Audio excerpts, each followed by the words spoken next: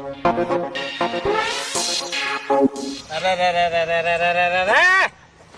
અભુજી મારી એક વાત કેવી તમને કે હું ગમે એટલા પૈસા ભેગા કરું બરાબર, પૈસા ભેગા કરું કે જમીન ભેગી કરું કે ગમે તે કરું, એ બધું હું મરી જઉં એટલે સાથે બધીને જવાનો છું? ના, કોઈ જ્યું નહીં. હા, કોઈ જ્યું નહીં. આપણે જીવન ભગવાને આલ્યું છે તો પૈસા વાપરવા કે ના વાપરવા? એટલે વાપરો જ છે.